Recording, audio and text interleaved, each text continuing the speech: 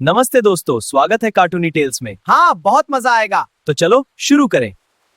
उन दिनों तारानाथ ज्योतिष, तंत्र मंत्र और भाग्य गणना के जरिए अपनी गुजर बसर कर रहा था। आज उनके दरवाजे पर आने वाला व्यक्ति उन्हें एक ऐसी कहानी में ले जाएगा जिसकी जड़ें मौत और अधूरी आत्मा से जुड़ी थीं। उस दिन एक प्रभावशाली सज्जन उनके दरवाजे पर आए, जिनका पहनावा उनकी संपन्नता को साफ दर्शा रही थी। उस व्यक्ति ने अपना परिचय कोलकाता के एक व्यापारी रामदुलाल मित्र के रूप में दिया। तारानाथ की शक्तियों की परीक्षा लेने के उद्देश्य से रामदुलाल ने अपनी परेशानी का कारण खुद बताने से इनकार कर दिया। तारानाथ ने उनकी 3 मुख्य समस्याओं को अचूक तरीके से उजागर कर दिया। रामदुलाल तारानाथ की इस विद्या से बेहद प्रभावित हुए। उन्होंने बताया कि मोतीपुर गांव में एक जमींदार की पुरानी हवेली औने पौने दाम में खरीदी थी, परंतु वह घर बुरी शक्तियों के प्रभाव में था। डर के मारे रामदुलाल ने अपनी पत्नी को वापस कोलकाता भेज दिया था और अब उन्होंने तारानाथ से उस हवेली में चलकर इस समस्या का समाधान करने की विनती की। तारानाथ ने वहां जाने की हामी भर दी। तारानाथ जब मोतीपुर की उस विशाल और एकांत हवेली में पहुंचा तो उसे तुरंत वहां की हवा में एक अजीब सी बेचैनी और पक्षियों की आवाज की अनुपस्थिति महसूस हुई, जो किसी भारी अमंगल का स्पष्ट संकेत था। अंदर उनका स्वागत किया रामदुलाल के बेटे सची दुलाल ने। उसने धीमी आवाज में बताया कि पहली ही रात उसकी मां ने दूसरी मंजिल की खिड़की पर किसी साए को देखा था। रामदुलाल ने तारानाथ के लिए कलकत्ता से लाए गए स्वादिष्ट और भारी भरकम व्यंजनों की शानदार दावत पेश की, लेकिन उस भव्य दावत के बीच भी कमरे में एक अजीब बेचैनी तैर रही थी। रात गहराई और हवेली पूरी तरह अंधेरे में डूब गई। चांदनी टूटी खिड़कियों से अंदर आ रही थी और बगीचे में धुंध फैल रही थी। फिर अचानक कुछ सुनाई दिया।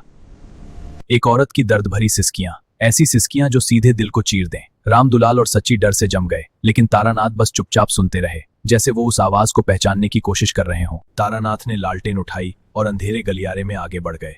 हर कदम पर फर्श चरमराता था और हर कोने में साया हिलता हुआ लगता था, लेकिन आवाज का कोई स्रोत नहीं मिला। तारानाथ ने घर का चप्पा चप्पा छान मारा।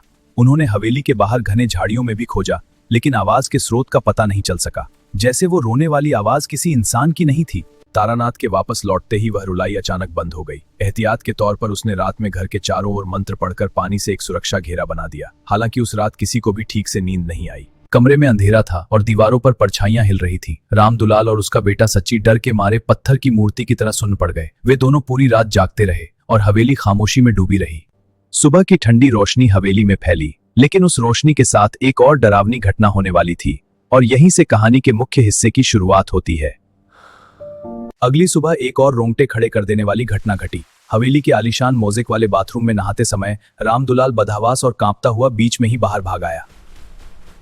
सफेद संगमरमर के फर्श में एक चेहरा उभर आया था, एक जवान औरत का चेहरा जिसकी आंखों में असीम पीड़ा थी।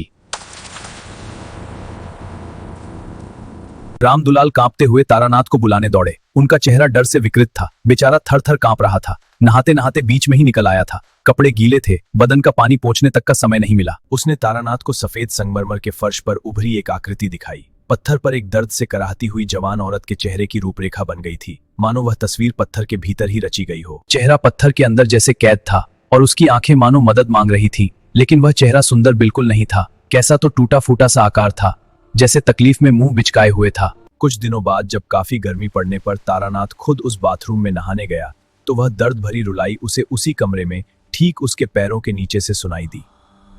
तारानाथ घुटनों के बल झुके और ध्यान से सुना। यह आत्मा नुकसान नहीं पहुंचाना चाहती, वह सिर्फ अपना दर्द बयां कर रही है। अब उन्हें यकीन हो गया था, रहस्य इस पत्थर के नीचे छिपा है। कोलकाता से भरोसेमंद नौकर बुलाए गए। सब्बल और कुदाल से फर्श तोड़ा जाने लगा। हर चोट के साथ जैसे हवेली की चुप्पी और गहरी होती जा रही थी। नौकरों ने सब्बल का जोर लगाकर फर्श की कुछ पत्थर की टाइलें हटा दी तो नीचे की सुर्खी और मिट्टी की सोलिंग बाहर आ गई। आखिरकार संगमरमर टूट गया और नीचे दिखाई दी काली मिट्टी। उन नौकरों ने सब्बल और कुदाल की मदद से जब बाथरूम का फर्श तोड़ा और करीब 4 हाथ मिट्टी खोदी तो अंदर से एक इंसान का कंकाल बरामद हुआ, जिसे देखकर एक नौकर चीख पड़ा। तारानाथ ने स्पष्ट किया कि यह कंकाल संभवतः अतीत में क्रूर जमींदारों द्वारा मारी गई किसी बेगुनाह लड़की का था, जिसकी आत्मा अपनी सद्गति के लिए तड़प रही थी। तारानाथ ने रामदुलाल को समझाया कि लड़की की आत्मा अपने हत्यारों से मुक्ति नहीं पाना चाहती थी, इसीलिए उसने घर बिकने के बाद नए मालिकों का ध्यान खींचा था। हड्डियों को गंगा में प्रवाहित कर दिया गया। उस दिन के बाद उस हवेली से हमेशा के लिए रोने की आवाजें आनी बंद हो गईं। तारानाथ ने कहा कि उस घर में अब डर नहीं रहा, बल्कि एक आत्मा सद्गति के अभाव में कष्ट पा रही थी। उसका आशीर्वाद मिला। रामदुलाल ने कृतज्ञता प्रकट करते हुए तारानाथ को 500 रुपए भेंट किए। उस बेबस आत्मा की सद्गति होने से रामदुलाल को उसका आशीर्वाद भी मिला। तारानाथ की आंखों में एक शांत संतोष था, क्योंकि एक भटकी हुई आत्मा को मुक्ति मिल गई थी और अगला रहस्य शायद दरवाजे पर दस्तक देने ही वाला था।